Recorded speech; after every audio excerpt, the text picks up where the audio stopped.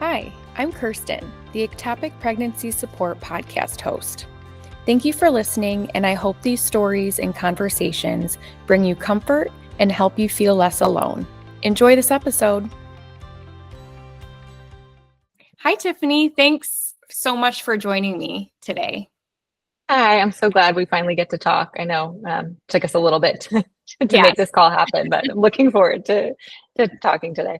If it's okay with you, let's start from the beginning. My son is almost 2. He turns 2 in what's today? Today's the 9th, on the 16th. So and like so very exciting. But we always knew we wanted more kids, so I wanted to wait until he was 1 before we even had the conversation. And we had some trouble having him, which I can tell you that story if you want to hear it too. But a while to conceive him, I did a couple rounds of assisted, I don't know what they call it. I was taking Clomid. So it's fertility treatments, but pre-IUI and IVF and all that. But we did a couple rounds of Clomid because I wasn't ovulating at all at the time. Okay. And those didn't work. And so it was 6 months of kind of trying, realizing things weren't happening. And then 6 months of couple rounds of Clomid, and you're going to the doctor all the time for ultrasounds, and it was way too much mentally. So we said, okay, we need to take a break. The conversation was, we'll probably look at skipping IUI and just go straight to IVF, because I was 33, almost 34 at the time. And then we said, okay, but before we get into that, let's just take a couple months off, take a break. We went on vacation and I got pregnant because that happens. Isn't it? The stress away. And so we had our son. And then after that, you always hear people say, if you had trouble, but then you finally have your first child, that, the next ones, your body kind of has figured it out and they come easier. So I thought, okay, next time's going to be a breeze. So once he turned 1, we kind of were talking about wanting to start trying, but I was still nursing and I hadn't gotten my period back yet. And so slowly kind of started weaning, but I wasn't ready to be done. Yeah. And then while I was still nursing, I did finally, October of last year, get what I thought was a period back. And so we said, okay, let's start trying. But we were I was barely tracking it. We were just let's, see what happens. Yeah. And then I don't remember the exact timing, but it was maybe 2 weeks after what I thought was my period, I started bleeding again. And I thought, well, this is strange, but it was kind of just spotting. And, I thought, I'm still nursing. My body's figuring things out. This is my first cycle since having a baby. So maybe this is normal. And you're busy with, a toddler. So I wasn't even worried about it, but I was just tracking it on my app. And then I realized it had been 10 or 11 days of spotting. And I thought, well, this is strange. Something might be wrong. So I called my doctor and they said, well, did you take a pregnancy test? And I thought, I didn't even think that's an option right now because I've been bleeding. And so they said, well, take a test, call us back. So I did. It was positive. So then I was excited, but at the same time, you're thinking, okay, something might not, be right. So went in for a blood test and they immediately said, because my progesterone was so low, that it was ectopic. And I hadn't really had any cramping yet. So it was just a shock. It was I didn't, it's think anything was that wrong. Yeah. And then immediately they said, okay, we want to I did some ultrasounds and they couldn't, find anything. They thought maybe they saw something on one of my tubes, but they weren't positive. But they said, because of the blood test, this is what's going on, and because you're bleeding. So I had the methotrexate, and then a couple nights of I'd wake up in the middle of the night with these crazy cramps, and we almost went to the ER twice because I thought, okay, this is you don't want your tube to burst, something's wrong. But then you have a toddler in bed, and I'm I don't want to go wake him up at 2 a.m. and rush us all to the ER. So ended up kind of just trying to wait it out. But then I think the morning after the second night that happened, I had it was labor pains, and I had an unmedicated natural birth. So I fully know what all the labor pains felt like. And I started having these cramps and I was laying on our kitchen floor, okay, we need to go to the ER. Something's wrong. So we went, and luckily I think it was my body kind of taking care of things. And because of the methotrexate, I think I've read in some cases that can make it happen quickly and kind of, it's more severe. So went to the ER. They did an ultrasound there, locate where it was, and it was in my left tube. And then they just gave me some pain meds and kind of sent me home, and then everything just sort of resolved. So it was emotionally such a hard experience, but at the same time, I think from the beginning, I knew something was wrong. Where my Right. second miscarriage, it was very different, where like, and I can tell you kind of have the timeline of that one, but for, the first 6 weeks or so, we thought everything was fine with that one. So it was a little more emotional. But I'm just thankful for the first one that I didn't have to have surgery. I didn't, lose my tube. I know that happens with a lot of people. So, Right. Did you know what an ectopic was I when? did. Okay. Yeah. I mean, I loosely, I knew it was like the embryo was somewhere where it shouldn't be and it could be in your tube. And then I'm a researcher. I like all the information. So, I mean, as soon as the doctor said, oh, it might be this, of course I was on Google and Reddit and like, Oh yeah. reading everything. But it's scary. I mean, the idea of like what could happen to you too if your tube bursts. I mean, it's life threatening in some cases. Yeah. Yeah. Did you get blood work done with your ectopic? I did. I can't remember everything they checked, but I know they did. I know Like, everything happens so fast. yeah. Well, now after having two and all the things, I'm just like, I don't know what test was when and what. Right. Right. I know. One, you got methotrexate. Did you get it at the ER, or did you get it at your OB's office? I was at my OB's office. Okay. I find it so fascinating because it's different everywhere. Really? I had to go to an infusion center, and, a lot of women that I talk to will go to the ER to get it. Some get it right in their OB office, which is really nice. Did you get an option of where to do the injection? Where, like, on my body they would do it, or where? No, they just said it had to go. They did it in my butt. Okay. That's also interesting because some people have a choice. Did you know that? Really? No. Yeah. Yeah. So I was given a choice if I wanted it in my arms, in butt cheeks, or my thighs. Oh, interesting. Yeah, she just said, we're going to do this shot. It goes in your butt cheek. Okay. Here you go. Bend over. Like, it's so wild. And like we said, everything happens so fast and you don't even find the right questions to ask. And it's just a whirlwind, the entire experience. At least the ectopic experience, I felt like the miscarriage was more gradual and less, obviously less severe because it's not life-threatening, but did you feel that too? Yeah, I would say the ectopic experience was more physically painful. And I think it definitely all went faster. I mean, it was the space of like maybe a week where we found out, and then I was in the ER, and I had the shot before the ER, but all that. And then it was resolved. So I feel like it did go very fast. I think the second miscarriage was much more emotionally painful just because we had gone through a loss, and then we had that waiting period, and then we're so excited to try again. And I got pregnant the first month we were trying again, and it felt like, okay, this is God. Like, we got through our loss, got through the hard time. We've been trusting him. Like, now we're going to get our rainbow baby. And because of the ectopic, they wanted me to do some early testing just to make sure it wasn't ectopic again, because you're at a higher risk once you had one. Right. So I did 3 early blood tests, and everything was fine. My HCG was doubling, my progesterone was high. So they said, okay, everything looks good. And then we want to do an ultrasound at 6 weeks instead of the normal like 8 or 9 weeks, just to check that it's in your ovary and, nothing else is wrong. So I said, sure. So I thought nothing of it. I thought we got through that. Like, this pregnancy is going great. And then I went in for the 6-week ultrasound, and I knew, because I've been tracking my ovulation, that I ovulated like day 17 or so. So like not super late, but a little later than the normal day 14. Yeah. So I'm sitting there for the ultrasound, and the tech is kind of looking around, and I had him obviously with my son, so I could kind of see when she saw the sac, and she said, I don't remember exactly, but she said, oh, is your cycle longer than normal?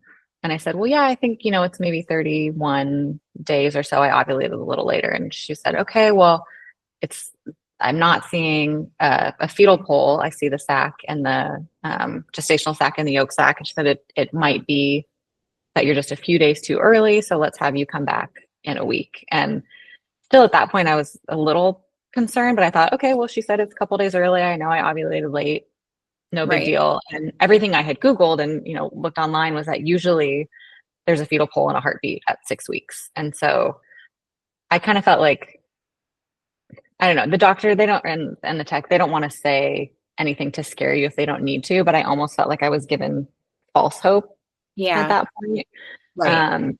So we waited and went back a week later, and then there was a fetal pole, but no heartbeat. And that was, it's like I felt like I was prepared for that news, but then I wasn't. And I still didn't want to believe it. And I was holding on to, there had been a little bit of growth because there wasn't a fetal pole before, and then there was. And so, I mean, at that point, they said, you meet these 3 criteria for a miscarriage. I wasn't having any bleeding or cramping or anything at that point. And so they said, your options are waiting to see what happens, but they really recommended either the medication route or a surgery. And I think I just probably couldn't accept it at that point. So I said, I want to wait, at least another week and come back, and can we do one more ultrasound just to be sure? And so my doctor was very kind, and she said, yes, we can do that. And then, but we advise you not to wait too long because there's a chance of infection and things. So waited another week, had that 3rd ultrasound, and there had been no growth. And obviously there was still no heartbeat. And so I scheduled the surgery for, I think like a couple days after that. But that one just felt like 3 weeks felt like 3 months of just being so like devastated, but trying to be hopeful, but then not wanting to get my hopes up too much. And I don't know, it's interesting since I've had my losses. I've talked to a lot of people that have had miscarriages, whether they were, their body handled it naturally or if it was ectopic or whatnot. And I think it's a emotional pain that's really hard to understand unless you've been through it. It's really hard. And I think something that's really tough is it consumes your mind, whether it's throughout those 3 weeks and beyond or not, but it's almost like the world stops, but everyone else's life just keeps going, and people expect you just to move on and continue living as if things were normal, but you're so stuck in the moment and stuck on, well, could I have done this differently to help with the outcome? Or maybe I shouldn't have hiked that day. Or there's just so many things that go through your head, so many what ifs. It's really unexplainable to someone that hasn't gone through it. Yeah. And I feel like I'll never know the answer to this, so I can like ask God one day, but I really felt like, because I'd had that methotrexate shot, what that essentially does, and that you probably know this, but just for, if people listening who don't know, is it's a chemo drug, and it stops cell division in your body. And so it stops obviously the embryo from growing, but it stops all of your cell division. So I felt terrible. Like I felt like I had the worst like flu in the world. Like I got hit by a truck. Like I felt like my body was like, shutting down. And so they tell you don't get pregnant for 3 months after that, because it would, you need cell division for a baby to grow. And a doctor could explain this better, but it's related to folate too. So your body can't, I think, produce more folate during that time. So anyway, so because we got pregnant, we waited the 3 months, but we got pregnant, as soon as we could. I always wonder, maybe my folate was still extremely low because of that. And like, could that have impacted the next pregnancy? And a doctor will say, no, you waited 3 months, you're fine. But it's hard to not feel like it's in the back of your mind. What if? Yeah. How could you not think that way? Going back to what you said about methotrexate, I don't think I have ever felt as bad in my life as I did when I was on methotrexate. I was more tired than I've ever been. I had severe headaches. I was sick, and really just overall, I was in a depression because of the experience as a whole. And Right. I know methotrexate does so many things hormonally and whatnot, but oh my gosh, I wouldn't wish my worst enemy to have that. Yeah. And I didn't feel like I was prepared like for how bad I would feel. I think I remember the doctor saying like, you might get a little headache, you might not feel great for a couple days, but then like you'll be fine. And I think I remember too telling like after I had my like follow-up thing, like telling my doctor like I felt horrible. And she was almost surprised. I'm like, does not everyone have this reaction to it? Like, I guess not, but it's interesting. Yours was similar to mine where it's the worst I've ever felt. Oh yeah. Oh my gosh. With all the women that I connect to, they say the same thing, that methotrexate just hits them hard. And some women are in bed and can't get up. And I find it interesting how different healthcare systems brief you on methotrexate. Like you said, your doctor said, oh, you'll just have a headache, or I didn't really get much information on methotrexate as a whole, or what and what not to do after getting methotrexate in the first couple weeks. Yeah. Were you told anything about your diet after? No, I wasn't told anything about my diet. And that goes with food and exercise. Now I know from research and talking to other women that you shouldn't move a lot, no heavy lifting and things like that, because a rupture could happen. And I can't remember what it was with the diet, but aren't you supposed to stay away from certain foods? Or yeah, so this is what I think is interesting too, and I think it probably compounds how terrible you feel, is what I was told, and I did research this after, and I feel like kind of confirm this, is the whole piece with folate, you don't want to eat anything with folate in it because they really want all the folate production to stop so that the ectopic will stop growing. So you can't eat anything healthy, essentially. It's like you can't eat eggs, no leafy greens, beans, like all the things that like you should be eating to nourish yourself because you feel so sick. It's like you can eat, I can't remember what they told me, but it was like almost this joke I had with my husband. I'm like, all I can eat right now is like pizza and toast because they told me not to eat anything. let's carb load. Yeah. So, and I get it from, I guess, like a medical standpoint, like they want the drug to be as effective as possible. But I mean, when you feel that terrible, it's like you're just depleting yourself even more of all nutrients. Yeah. Now that you say that, that does ring a bell with conversations I've had, and which is actually really interesting. And you'd think that's a very key piece of information to receive to make sure that method works. Yeah. Because so many will get it and then they end up having surgery too, which sounds awful to have both treatments. On top, I'm glad that you didn't have to have it after going to the ER. Because usually falling down in pain is a sign that you need surgery. Yeah. Yeah, I'm thankful for that. And I mean, I know in some cases too, they'll give you a second methotrexate shot before going to surgery. And I know. I think after how I felt after one dose, I'm glad I didn't have to have two. Right. And then you'd have to start that 90-day waiting all period. Over. Yeah. Over. Yeah. Yeah. How long did it take for your numbers to reach below 5, your HCG numbers? Do you remember? So I know everything started right around like the week before Thanksgiving. And then we were set to go on a trip in early December, like a little bit before the middle of the month.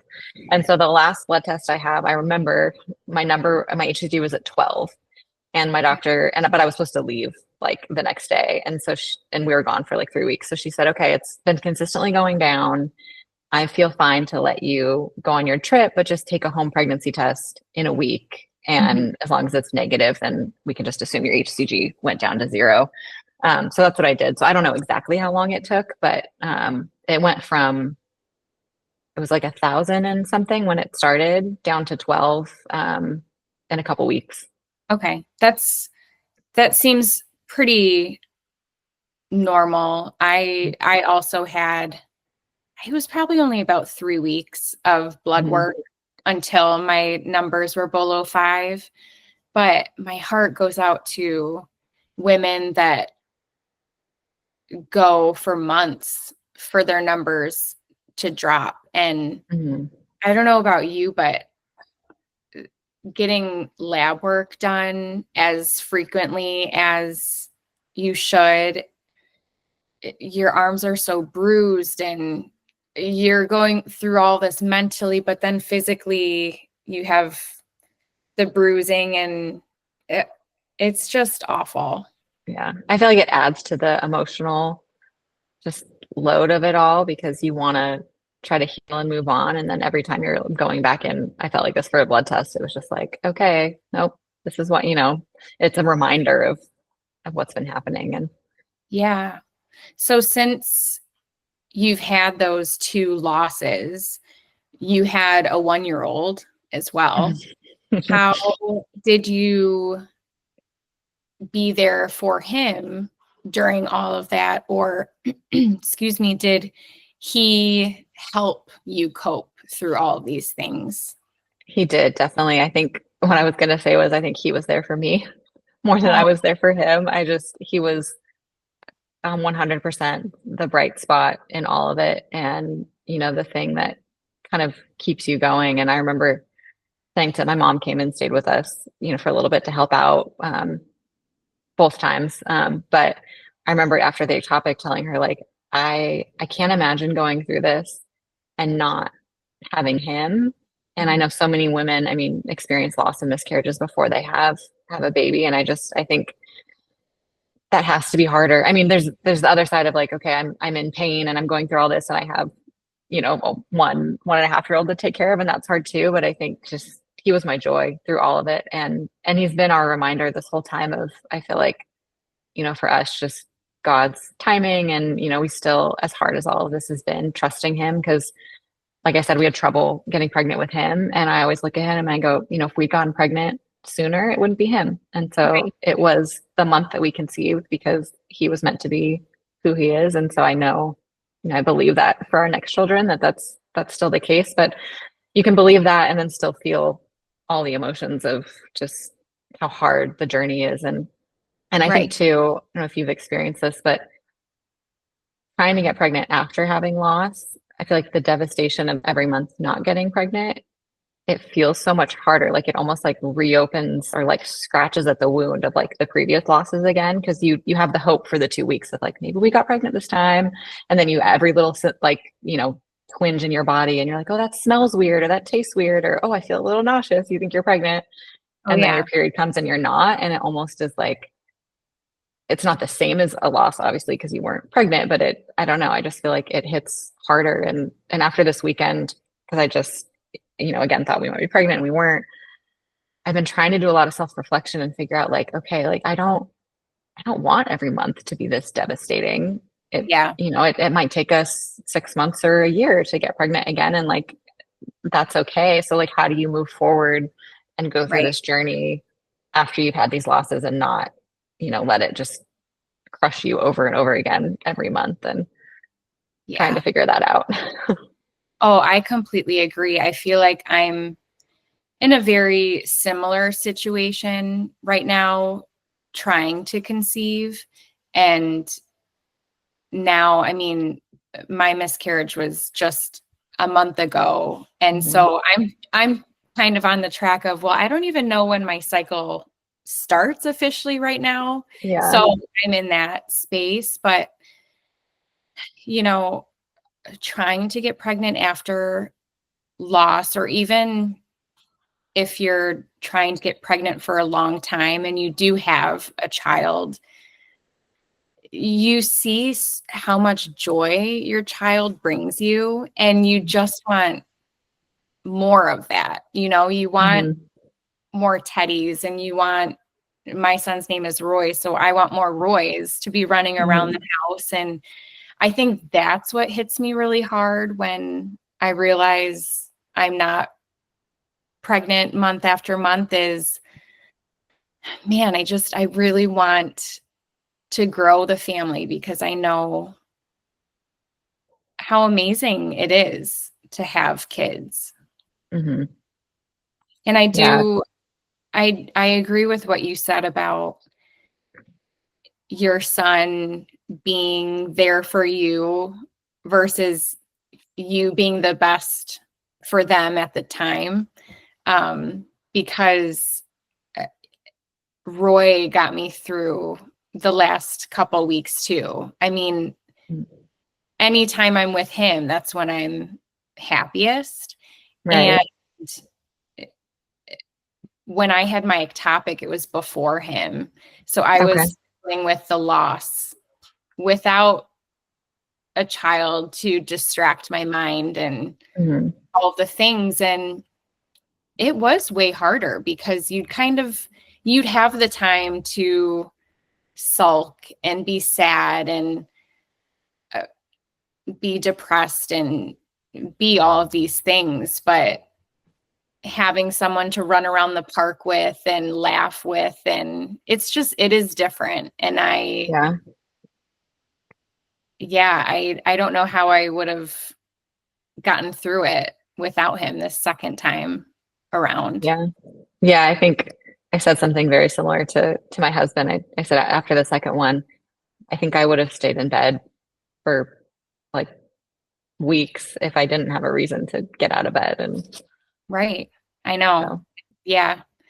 They're amazing. And they're a reason for us to move on and enjoy life. And I still have those moments of being sad, and that's completely normal and okay. But yeah, they're just so special. How old is your son again? He'll be 2 in December. Oh, okay. Just a couple months younger than Teddy. Yeah. Yep. It's such a fun age right now. I love it. He's so fun. Wild and crazy, running around, talking so much. And it's crazy though how fast they grow. I was looking at pictures of just a year ago and I'm like, how? Like, I know. They look so different, and their personality might have popped through here and there, but now it's like full blown personality. It's so fun. You're right. Yeah. How has your husband been throughout all this? He's been really great. I mean, I think we've been married for 5 years, together for 13, I think. I should know. Yeah. We started, I could do the math. We started dating when I was 24, turning 25, and I'm 36, going to be 37 in December. So whatever that math is. But so, I mean, we've had a long relationship and our ups and downs before we got married and since we got married. But I think we both would say that through the last, 10 months or so, we've just gotten that much closer going through this together. And I'm so thankful for him too. I mean, he's just, he's been really my encourager through this, especially the last few months of trying and just the disappointment of not getting pregnant every month. He's the first one to remind me, like, it's okay. We'll try again. And like, just keep trusting God. And this is, look at what we have right now to be thankful for. We have Teddy and everyone's healthy. And, he's been a great partner through all of it. Yeah. That's amazing. Yeah. That sounds like my husband. He's always the super positive one when we get the negative test, and, reassures me that it'll happen when it'll happen. And you really do just have to trust that we all have a story. And while I know some women in the pregnancy loss community doesn't always like everything happens for a reason, but I really do believe that it does. And you kind of mentioned it when you said, when you conceived Teddy, that, if it happened earlier, it wouldn't have been him. And same goes with Roy. I mean, it took me 13 months to conceive him after my ectopic. And I did Femara, which is very similar to Clomid and some other testing. But, you know, I wouldn't have wanted my journey of any other way, because then I wouldn't have him. So yeah, what'll be will be. yeah. And I think too, I mean, you with this podcast, like, and you know, like I said, the more people I share with about my experiences, I think there's such an opportunity once you've been through loss to be able to be there for other women.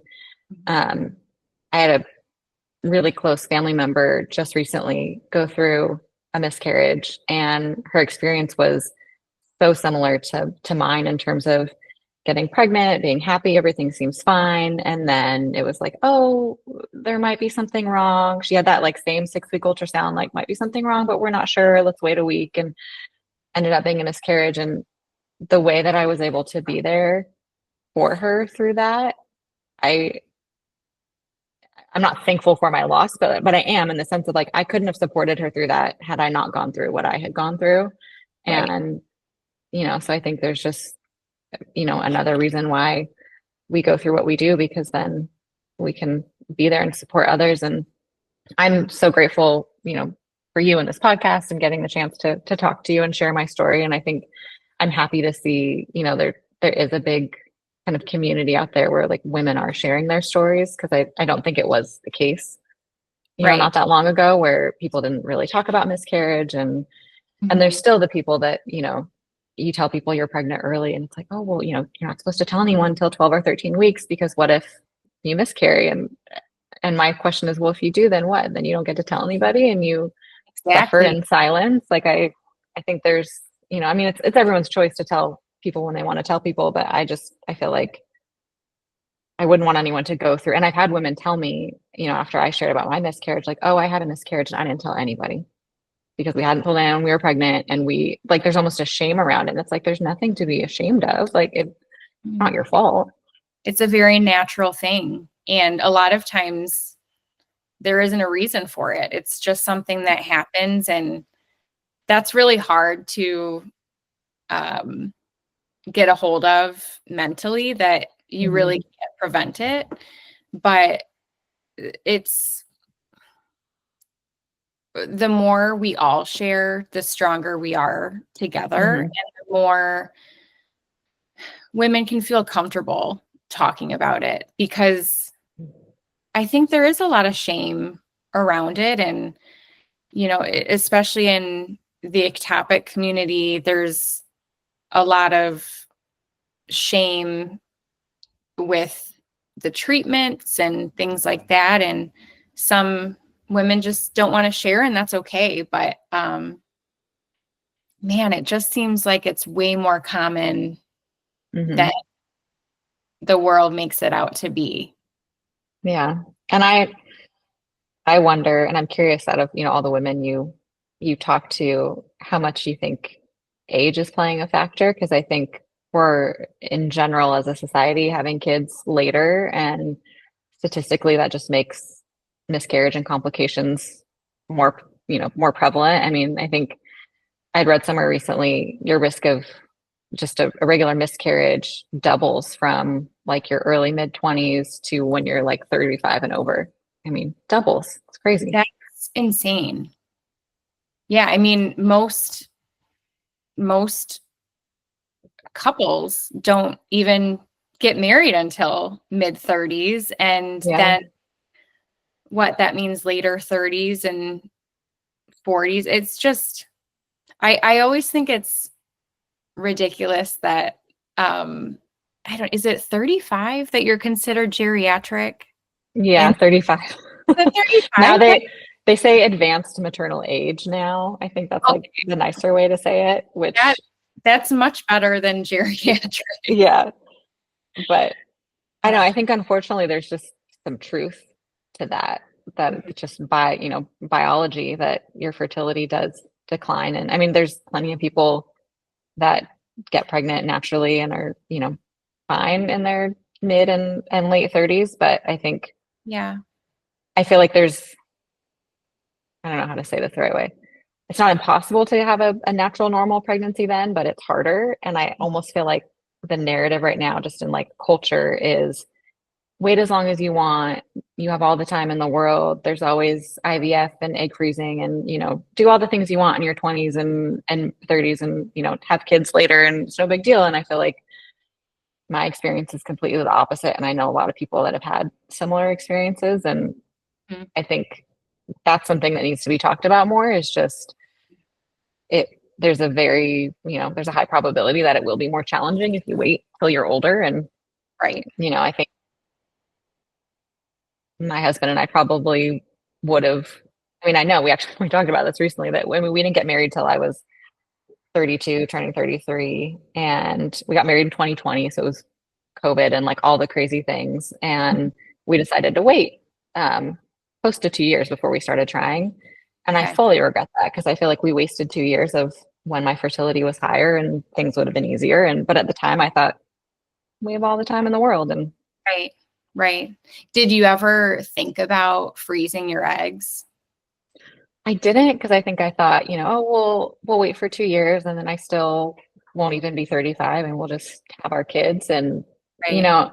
I think part of it too is I had been told and I had heard, 35 and older, your fertility declines, but I didn't fully understand what that meant or like really know. And I think that's a piece that's missing too, is just educating women on their fertility, in their early 20s so that you have the full picture so you can make better decisions. Yeah. Oh, I completely agree. And I think what you're sharing on your Instagram and being vulnerable on your trying to conceive journey, I think that is super helpful for women. And there are a lot of doctors and fertility specialists out there that share content on it, but I think there's a difference between that and just being a woman sharing their trying to conceive journey and doing it in an organic way. And I think that's really great and courageous of you. Oh, thank you. I appreciate you saying that. I've always been kind of open on Instagram, but I feel like in the last, this journey we've been going through, I remember when I first shared, after we went through the ectopic, just kind of posting about our loss and no one at that point had known we were pregnant or anything. And I felt scared to share it, but at the same time, I almost felt like I don't know how to share anything else if I don't share this, because this is the biggest, most important real thing that's gone on in our life. And like, how am I going to just post, oh, we went to this restaurant yesterday, or look, we're, doing this fun thing as a family, when like, that just felt so inauthentic. So, I shared that post just to kind of say, here's what's been going on. And then, it wasn't my intention to kind of document our journey as closely as I have been now. But then from that, all the messages I got from people that just were so thankful for,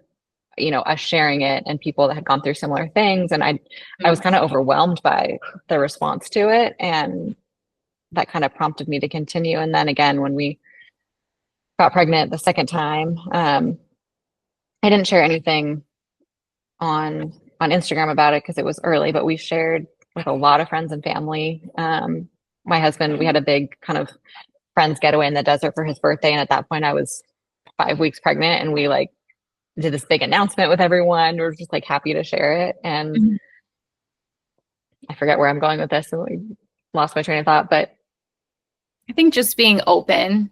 Yeah. Just being open. Yeah. And sharing with everyone. And, but yeah. And then having the second loss, I think, and then now trying to get pregnant again, and just the struggles we've been going through. It's what's happening in our real life. And so I'm happy to share it. And I really, the more that we go through this, I'm becoming more and more passionate just about what I was saying earlier, with just, as women, we should be educated about our bodies and our fertility. And there's things that I've learned in the last few years that I didn't know. And I'm a 36-year-old woman. Like, I should understand my body and know what's going on, but we don't teach girls and young women that. We teach them, you're going to bleed once a month. take the pill or to not get pregnant. Right. Still have fun. Like it's so, there's so much missing there. So much missing. Yeah. Even some of your content around nutrition, Mm-hmm. like, and I don't know the exact benefits because I'm not a nutritionist, but you'll share like raspberries and eggs and, whatever you have for breakfast. And there have been a couple times when I've gone to, toast some bread and peanut butter. And I'm like, oh, maybe I should probably have some eggs and some raspberries because, Tiffany's trying to get pregnant too. And I'm you're sweet. Also trying to get pregnant. Yeah. So it works. It helps. Yeah. Yeah. I think every little bit helps. And I'm thankful. I'm working with a really great kind of natural fertility doctor who she does acupuncture. So I've been seeing her for acupuncture once a week. And I did that prior to us conceiving Teddy. And I really believe that there's a lot of benefits to that. On top of the acupuncture, she helps kind of look at your blood work and prescribe supplements. And so I think I've shared a lot of that. But there's a lot of little things you can do that, can help along the journey with nutrition and supplements, acupuncture. Yeah. There's a lot of research on vitamin D too. I don't know if you've read any of that, but just like getting 10 minutes of sun in the morning can like make a big impact. Mm-hmm. Yeah. Yeah. I've heard that. And you're right. Little things can be really big on this journey. So for someone that may be in the thick of pregnancy loss right now, what would you say to them? I know that's a loaded question. That's a lot. Yeah. I mean, I think the first thing I would say is I'm sorry. I think I don't want anyone to have to go through the pain that I've experienced emotionally and that I know, firsthand. And it is very common, but that doesn't make it any easier. So my heart breaks whenever anyone messages me and says they're going through a loss, and walking through it with my family member recently. I mean, it's just, mm-hmm. I don't know, my heart breaks with every woman going through it. But I think I'd say that it does get better. I mean, I think it sounds cliche, but I think with time, you start to heal, and I don't think the pain ever fully goes away. I mean, every time I talk about my losses, I still kind of get emotional because it hurts, but with time it will get better. And I think be kind to yourself and, try to heal emotionally, physically. After my second loss, we decided to take 2 months off from trying, because they tell you, I mean, you can try, as soon as your next cycle starts, and, everyone has to make their own decision there. But I felt like for me, I needed a mental break to focus on myself and my family. So I think that's the best thing, or, one of the most impactful things you can do after that is just, take time to heal and care for yourself. Yeah. Yeah. It's so easy to dive into work and, push it to the back of your mind, but you need that time to grieve and truly feel whatever you're going through. It's mm-hmm. just important for healing. Well, thanks so much for joining me today. Yeah, it was so great to talk to you, and I'm glad we finally were able to sit down. I know we had some back and forth getting this rescheduled, but I appreciate this conversation and everything you're doing with your podcast. I feel like this is such I don't want to say this is a great community to be a part of. It's sad that what you have to go through to be a part of the community, but I mean, all the women that I've talked to that have experienced things like this, I'm glad we can all support each other. Yeah, me too. Yeah, we're stronger together. That's for sure. Thank you for listening to the Ectopic Pregnancy Support Podcast.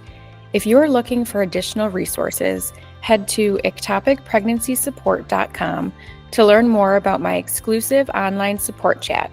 Also, don't forget to follow me on Instagram and Facebook. See you next time.